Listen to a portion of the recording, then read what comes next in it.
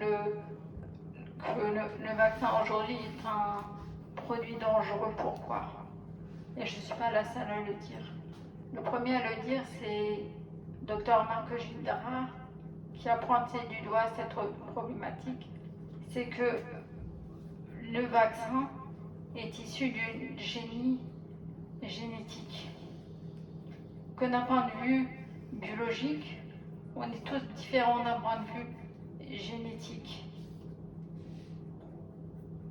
Et que ces vaccins sont dangereux car on crée une immunité génétique qui peut se retourner contre nous. Le vaccin de l'hépatite B est un vaccin à protéines recombinantes et le vaccin Covid-19 qui a été administré à l'échelle planétaire est un vaccin à ARN. Mais l'ARN, est-ce qu'on peut introduire dans le sang des gens de l'ARN sous prétexte que, soi-disant, il va être détruit? Est-ce qu'il est normal d'introduire dans le sang une protéine? Finalement, si certaines personnes réagissent bien et d'autres pas bien, c'est que d'un point de vue génétique, on est tous différents les uns des autres.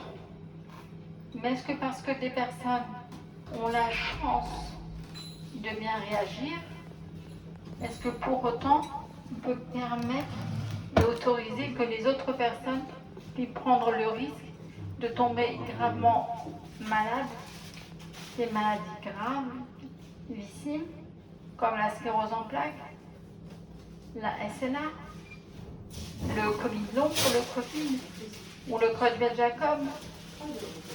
Non, d'après moi, c'est pas possible. Et ce qu'il faut dire aussi, c'est que suite à ce scandale de la campagne massive de vaccination contre l'hépatite B, quand on vaccine les personnes à titre obligatoire parce qu'elles sont dans le domaine médical, les médecins maintenant prennent quand même la précaution de la sérologie. Si on a gardé l'immunité, on n'a pas besoin d'être à nouveau vacciné.